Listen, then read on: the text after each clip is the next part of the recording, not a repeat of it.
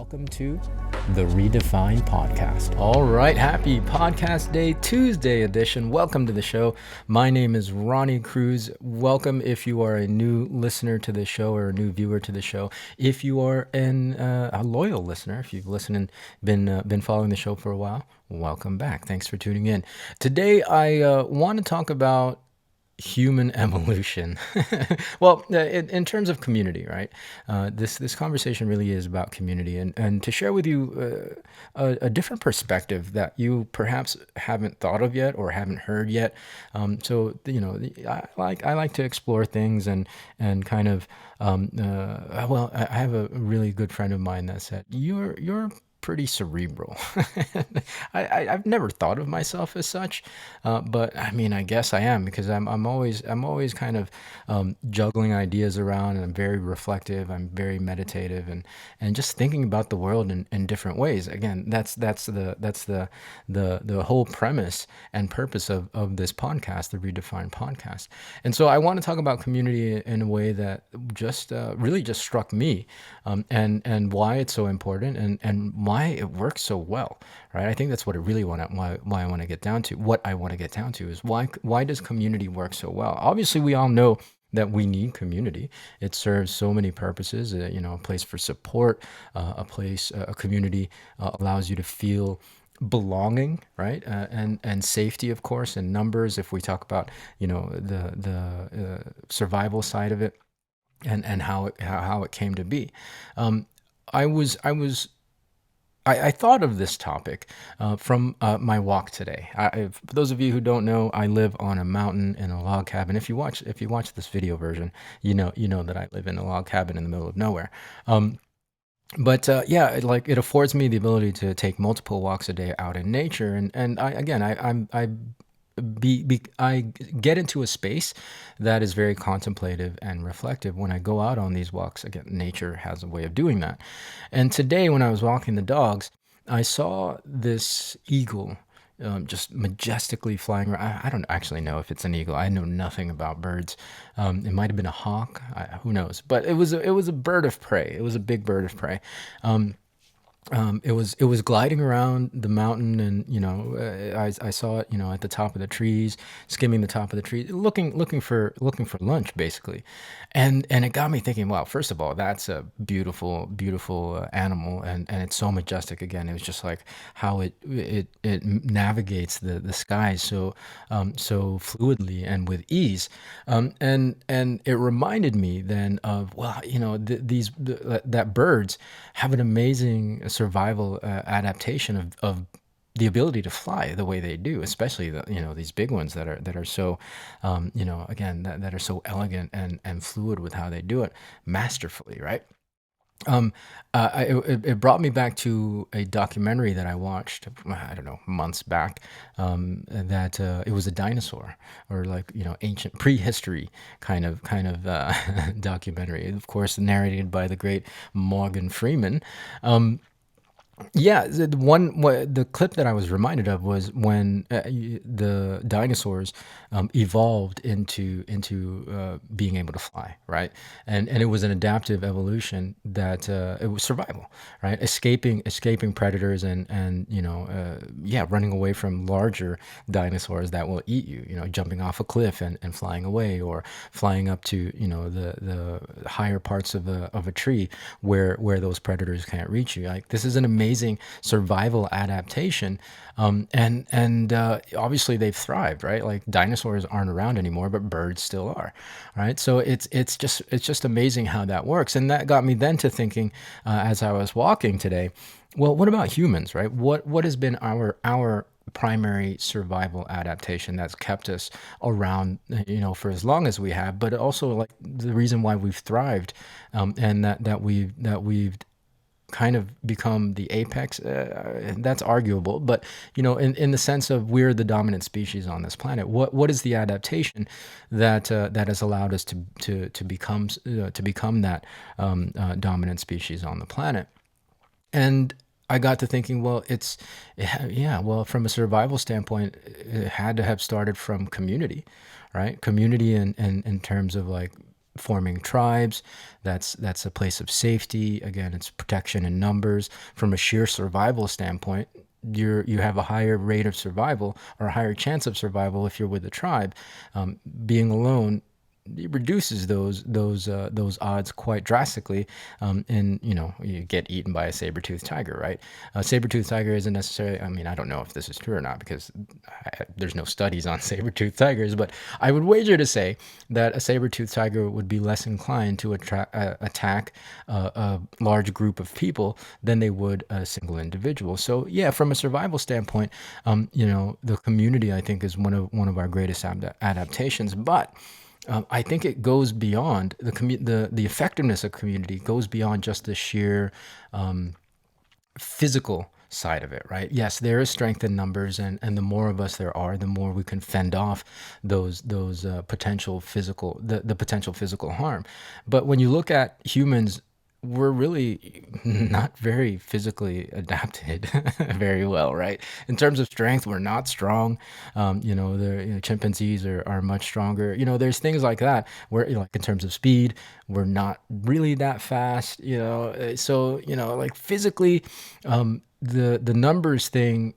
I don't know if the community or the tribe, the survival of the tribe and why it makes it effective as a survival adaptation comes from our physical ability.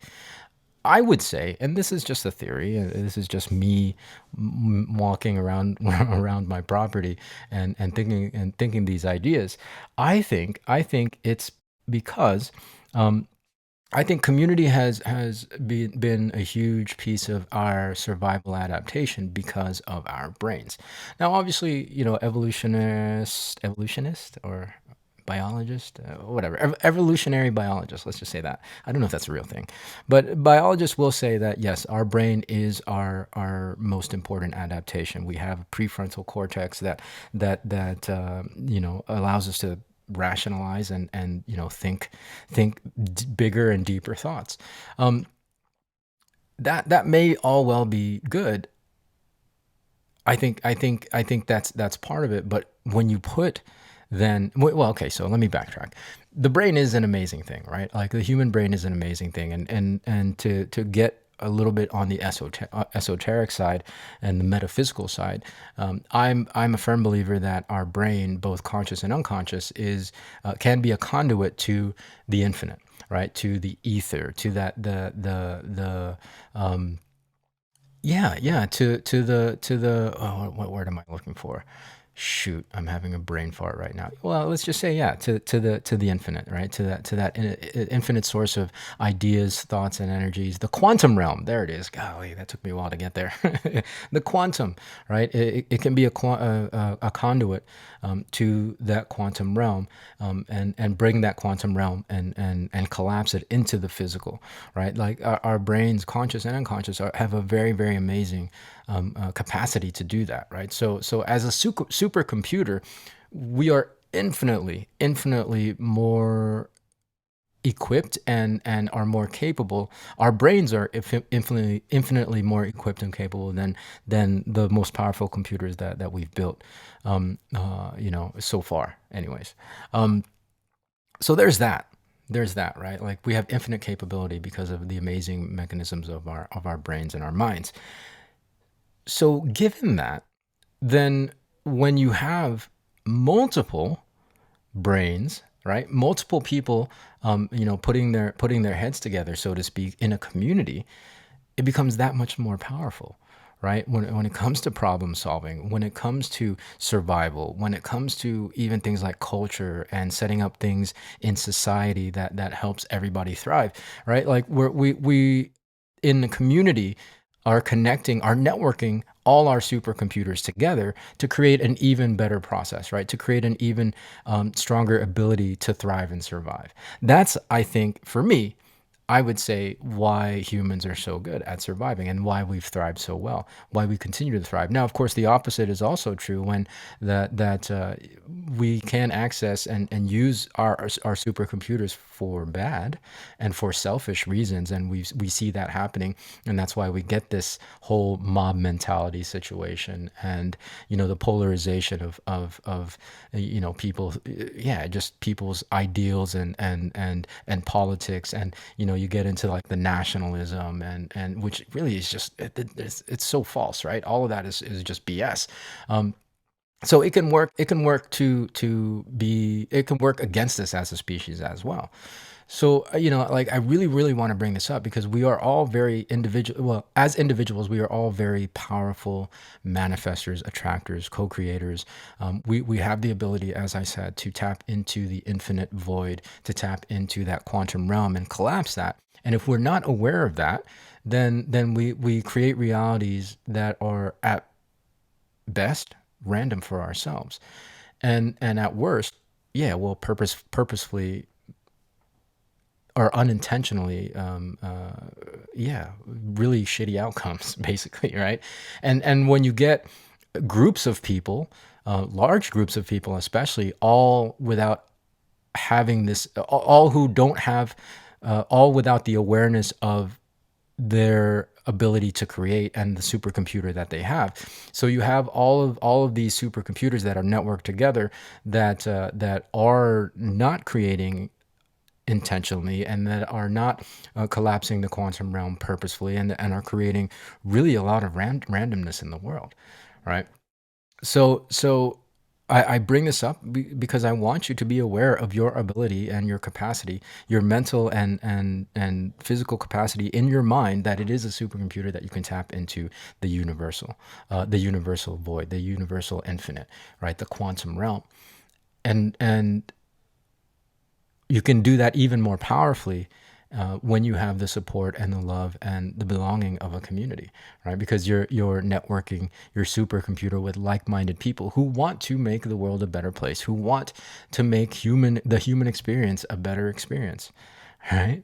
Right. I mean, for me, like, I was kind of floored by this whole idea when it occurred to me, like when it came to me, because, like, yeah, we are all co-creating, literally co-creating our experience here right now on the planet. And if we really become if we really dial it in and be more intentional and be more purposeful with how and what we're co-creating, oh man, then really, yeah, there's anything is possible. And we have seen that through all of human history, even in the current and current times, right? We see that really people, especially as groups of people, are able to achieve so many amazing things, right? For the better of the entire species, right? So be aware of that. Be aware of your supercomputer, and find communities that you align with, that really empower you and encourage you to tap into that, as opposed to, yeah, well, I mean, the whole us versus them situation isn't the type of community that I'm telling you to tap into, right? Because at the end of the day, we are all one human community. Vishen Lakiani said this on a Mind Valley podcast episode a couple weeks back, and he said, yeah, well, like, we need to start thinking of ourselves as one community, right? As one family here on the earth, as human beings, on the earth, as citizens of the earth, right? And I think if we do that, we can really lock arms and yeah, remove all this borders and nationalism and my religion versus your religion, all this crap, and we think of ourselves as one people, one community. Man, imagine what we can do with all those supercomputers networked together and working towards a betterment of humanity. It's going to be an amazing time.